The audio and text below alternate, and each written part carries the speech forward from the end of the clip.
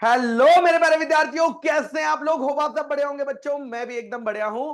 तो आज हमारे साथ तुषार गुप्ता जी है, जिन्होंने सीए फाउंडेशन दिसंबर 23 एग्जाम क्लियर कर लिया और इन्होंने 267 मार्क्स लाए हैं सीए फाउंडेशन एग्जाम में। तो फर्स्ट ऑफ ऑल तुषार बेटा, कॉन्ग्रेचुलेशन बेटा। Thank you sir. तो तुषार, आपने कौन सा बैच लिया था सीए वाला का? सर संपूर्ण batch. 1.0? Yes sir 1.0। Okay okay. And classes recorded देखते थे या लाइव देखते थे? सर मेरे पास वीआई का नेट रहता था ना, इसीलिए मैं रिकॉर्डेड देखता था। अच्छा अच्छा। चलो यार, रिकॉर्डेड देखते थे, दैट इज इंपॉर्टेंट।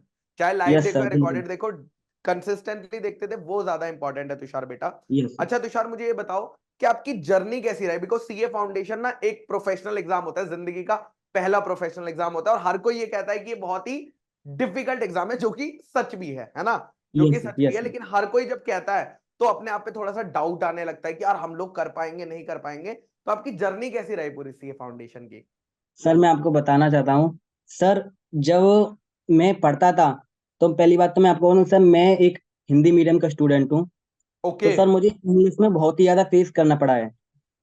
अच्छा इंग- अच्छा, लॉ में इंग्लिश तो बहुत लैंग्वेज ज्यादा में। दिक्कत आती होगी फिर हिंदी मीडियम यस का सर। होने। Yes sir. हम्म, सर आपकी जो मोटिवेशन की वीडियो या जो गाइड की वीडियो आती है ना सर, गाइडनेस की, तो सर वो मैं हम्म, वीडियो जरूर देखता था, क्योंकि आप बताते थे सर कि हमें लॉ कैसे टैकल करनी है। तो बिल्कुल। सर अकाउंट, सर मैं कॉमर्स स्ट्रीम से था, तो हम्म। इसीलिए अकाउंट बहुत अच्छी तरीके से आती थी और मैथ भी मुझे अच्छी तरीके से आती थी।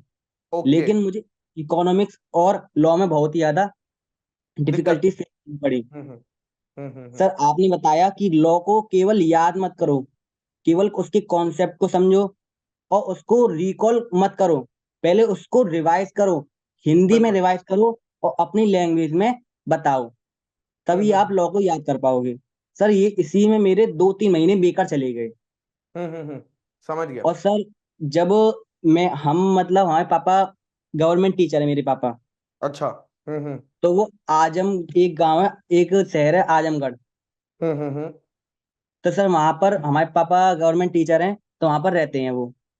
ओके ओके, तो आप अपनी फैमिली के साथ नहीं रहते हैं? मतलब सर मम्मी और आप रहते हैं? हम मम्मी, मैं और मेरे 2 भैया हैं, एक बड़े एक ओके छोटे।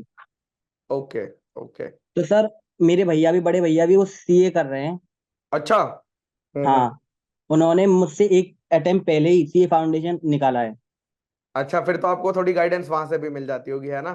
सर ये उन्होंने सर लॉ मतलब उन्होंने बताया लॉ को कैसे टैकल करना है, कैसे याद हम्म। करना है, कैसे टेस्ट देने हैं, किस तरीके से लिखना है, सर उन्होंने बताया है। और सर आपके सारे बैच, सारे वीडियो को देखता था, सारे मतलब हर एक टॉपिक को हर एक अच्छी तरीके से समझता था, तभी मैं फेस कर पाया इसको, लॉ को। समझ गए समझ गए। अच्छा ये बताओ यार, बहुत सारे ऐसे, तुम तो अब जब हिंदी मीडियम से हो, मॉड्यूल में इतने सारे वर्ड्स हैं जो इंग्लिश मीडियम वालों को भी समझ नहीं आते हैं या याद नहीं रहते हैं, इतने डिफिकल्ट डिफिकल्ट वर्ड्स का इस्तेमाल करा हुआ है आईसीआई के मॉड्यूल में। तो यस उसके लिए तुम क्या करते थे? क्या उस वर्ड के लिए, मतलब उसको कैसे फेस किया तुमने?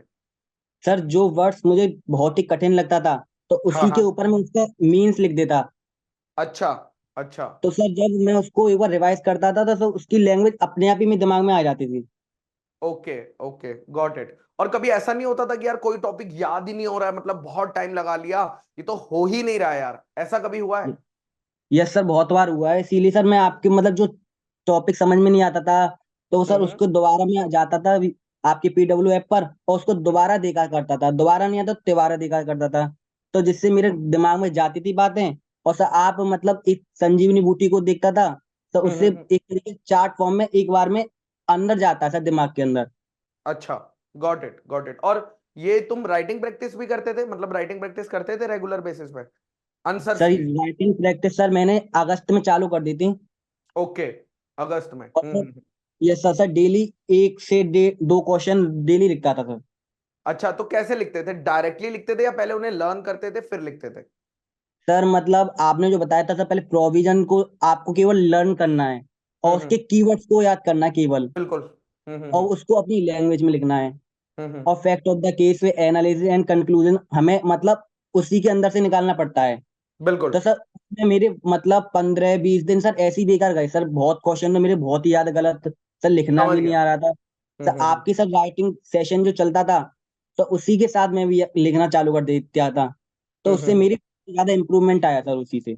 समझ गया। मतलब शुरू में तो बहुत ज्यादा डिफिकल्टी हुई, शुरू के 10 दिन 15 दिन, लेकिन धीरे धीरे फिर तुम्हें समझ आने लगा कि अच्छा इतना लिख रहे हैं, क्योंकि एक एग्जैक्ट अप्रोप्रिएट आंसर नहीं है, क्योंकि ऐसा नहीं है कि 10 बच्चों के आंसर लिखाएंगे तो सेम टू सेम 10 बच्चों के आंसर मैच करेंगे। हाँ, हो सकता है उनका फ्लो, उनका फाइनल आंसर सेम होगा, थोड़ी बहुत इधर उधर की बातें होंगी, लेकिन एक फ्लो आपको समझ आने लगा कि 10-15 दिन बाद कि भाई ये ऐसे करना है।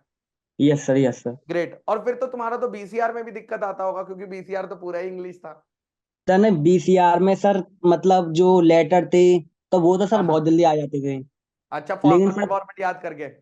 हाँ यस सर, और फिर तो सर अपने मन से मतलब बना बना कर सर अच्छी तरीके से आता था। हम्म।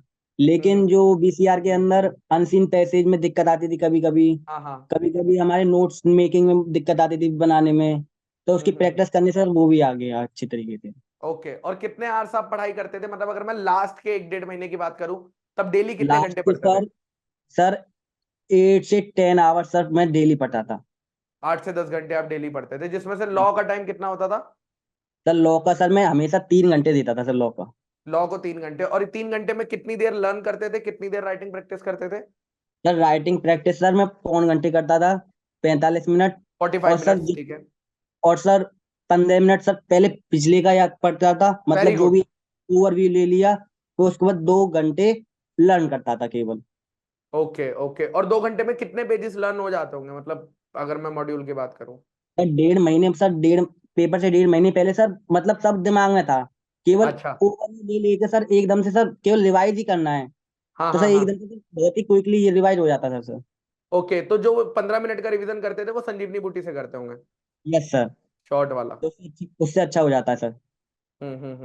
और बाकी सर सब्जेक्ट्स की अगर मैं अकाउंट्स की बात करूं, इको की बात करूं, वो कैसे टैकल किया तुमने? सर अकाउंट तो सर अच्छी तरीके से मुझे आता ही था सर। अच्छा। और उनको तो सर लव कौशिक सर ने सर केवल मेन मेन पॉइंट बताते थे सर, हाँ इसको कर हाँ लो, इसको कर लो, इसको कर लो। हाँ और हाँ। सर उसी को कर लेते थे, और सर उससे एकदम से एमसीक्यू नेक देर में टैकल हो जाते थे सर। अच्छा अच्छा, मतलब बिल्कुल टू द पॉइंट बताते थे, उसी से ही एमसीक्यू आएगा, खत्म। Nice yes sir. बेटा। ग्रेट यार, ग्रेट। ये तो बहुत ही इंपॉर्टेंट है। इकोनॉमिक्स में टाइम बचने की वजह से तुम वो टाइम बाकी सब्जेक्ट्स पे इन्वेस्ट कर पाए। Yes sir. सर मैं मैथ की बताना चाहता हूँ। सर मेरे मैथ में पेपर में मैं गया, तो सर मुझे सारे क्वेश्चन आते थे, ओके। लेकिन सर मेरी हड़बड़ी की वजह से सर मैंने जो फॉर्म था उसको गलती से गलत फिल कर दिया। अच्छा, वो जो आंसर शीट होती है। आंसर शीट हाँ। में रोल नंबर जैसे भरते हैं पेन से, अच्छा। हाँ तो सब हाँ। वो गलत भर दिया। तो सब मेरा दिमाग खराब हो गया। तो वहां से आईसीआई वाले जहाँ पर वो जो लोग रहते हैं, तो वहां पर वो आए, फिर उन्होंने मतलब उस सारी चीजों में आधा घंटा मेरा बेकार चला गया। ओके। और सर फिर मतलब मेरे पास 1.5 घंटा बचा था, 1.5 घंटे में मेरे पास जितने भी क्वेश्चन आए मैंने सारे क्वेश्चन किए। मेरे पास सारे 80 क्वेश्चन मैंने कर दिए जल्दी से जल्दी हम्म। में। सर सारे मेरे सही गए थे। नहीं, समझ गया मैं। मतलब वो 30 मिनट्स का एक प्रेशर क्रिएट हो जाता है, क्योंकि बहुत ही इंपॉर्टेंट वक्त होता है, और वो 2 घंटे ही बहुत कम पड़ जाते हैं, और उसमें से भी तो हाफ एन आवर यदि वो चला गया। आधा घंटा मिल जाता सर मैं सारे क्वेश्चन कर लेता। तो इसलिए मैं हम्म। बताना चाहता हूँ अपने मतलब आने वाले भैया और बहनों को, सर जो भी वहां पर एकदम से घबराओ मत। जो भी आंसर शीट आई है आपके पास, बुकलेट आई है, उसको दिमाग से पहले सही से पढ़ लो, फिर क्वेश्चनों को टैकल करो, तो आप जल्दी से जल्दी क्वेश्चन कर लोगे। बिल्कुल बिल्कुल बिल्कुल, ये बहुत ही इंपॉर्टेंट बात बताई आपने कि अगर इधर उधर हल्की सी भी गलती हो जाती है तो फिर उसको फेस करना बहुत ज्यादा मुश्किल हो जाता है, बिकॉज टाइम वहां पर बहुत ज्यादा इंपॉर्टेंट होता है। तो आप अपना रोल नंबर या जो भी चीजें वहां पर भरी जा रही है एकदम ध्यान से टाइम लेकर भरे, लेकिन फर्स्ट टाइम में सही भरे, ताकि बाद में आपको टाइम वेस्ट ना करना पड़े। बाकी तुषार, कोई एक लास्ट टिप जो आप स्टूडेंट्स को देना चाहेंगे, जो तुम्हें लगता है कि सर बहुत मैं तो ज्यादा बस यही इंपॉर्टेंट है? कहना चाहूंगी कि जो भी तुम पढ़ रहे हो केवल कॉन्सेप्ट के लिए पढ़ो। ऐसे नहीं कि मतलब हमने सीए तो निकाल दिए लेकिन हमें कुछ नॉलेज नहीं है, हम्म। तो नॉलेज के साथ साथ तुम्हें सीए क्लियर करना है। ऐसे सीए केवल डिग्री लेनी नहीं है, हमें सीए के साथ साथ नॉलेज भी हमारे पास होनी होनी आवश्यक है। चाहिए। तो ग्रेट। इसीलिए सर मैं केवल आप बताते हैं तो कॉन्सेप्ट सीखता हूँ, और अब फिर अपने मन से देखता हूँ कि मैं जो लिख रहा हूँ वो सही लिख रहा हूँ या नहीं लिख रहा। समझ गया। बस यही है चलो, सर, ग्रेट यार कंसिस्टेंसी तुषार। बढ़ाओ करो। आपने यार टाइम दिया हमें, है ना, एंड आई नो कि ये वीडियो बहुत सारे उन स्टूडेंट्स को हेल्पफुल होगा जो कि इंग्लिश मीडियम से नहीं है, किसी और मीडियम से हैं, जिन्हें दिक्कत आती है, जैसे तुषार ने बेटा इतने चैलेंजेस के साथ भी अपने सीए फाउंडेशन के रिजल्ट को पास में कन्वर्ट किया है। आप लोग भी अगर आप इसी डायरेक्शन से जाएंगे और मेहनत करेंगे, आपको डरना नहीं है, आपको लड़ाई करनी है, तो आप भी इजीली कर लेंगे। तो congratulation once again Tushar. Thank you sir. चलिए, ओके, टाटा, बाय बाय।